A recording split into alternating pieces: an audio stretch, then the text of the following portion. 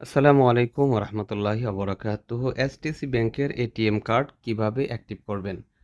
STC ব্যাংকের ATM কার্ডটি আপনার হাতে আসার পর আপনি আপনার মোবাইলে থাকা এসটিসি ব্যাংকের অ্যাপসটি লগ ইন করে নেবেন।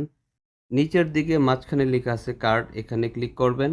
আপনাদের সামনে কার্ডের ছবিটা আসবে, এই ছবিটার উপরে ক্লিক করবেন এবং নিচে লেখা আছে কন্টিনিউ, এখানে ক্লিক করবেন।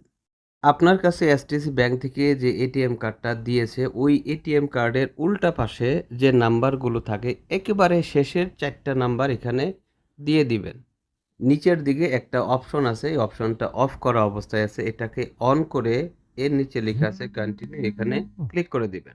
এখানে ৪ সংখ্যার একটি পিন কোড সেট করে নিবেন।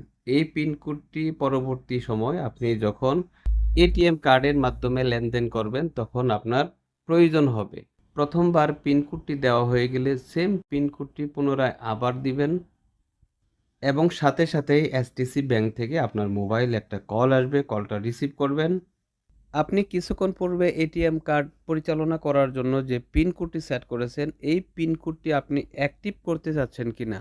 যদি অ্যাক্টিভ করতে চান তাহলে প্রথমেই যে নাম্বারটা বলবে সেই নাম্বারটা প্রেস করে দিবেন এবং সাথে সাথে আপনার মোবাইল নাম্বারে একটা ওটিপি যাবে, সেই ওটিপিটা এখানে দিয়ে দিবেন।